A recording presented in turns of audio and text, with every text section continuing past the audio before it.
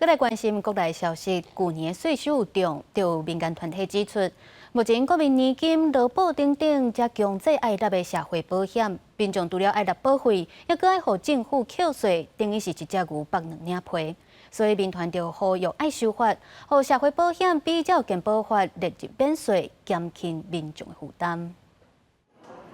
这礼拜是报税的最后一礼拜，也互人联想到英国税收有重的代志。8月全国教师工会总联合会和其他民团召开记者会，要求改革所得税法。因指出，目前国民年金、劳工保险、公告人员保险和军人保险这款一定爱纳的社会保险，不应该搁扣税，甲人民剥两张皮，呼吁调压立委赶紧修法。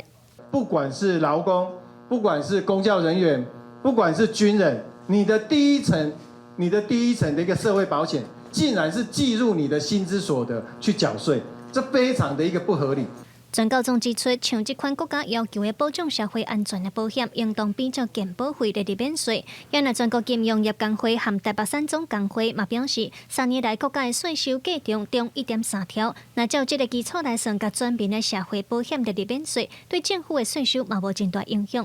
我们去年有超增，今年第一季的税收呢，也比预期增加了14%到15%左右，就是我们税收是健康的，我们税收有，这应该还给百姓，我们有这个空间，针对这个税收里面去进行调整。呼吁这一部分，因为影响税基不大，事实上影响税基大概20几亿而已，这一部分我相信我们现在的执政党是做得到了。另外，来参与记者会的国民党立委赖树本是回应讲，目前所得税法修正草案已经完成一读。民进党立委刘建国嘛表示支持修法，希望会当实现税制正义，减轻民众的负担。记者卢尚如、郑俊尧台北报道。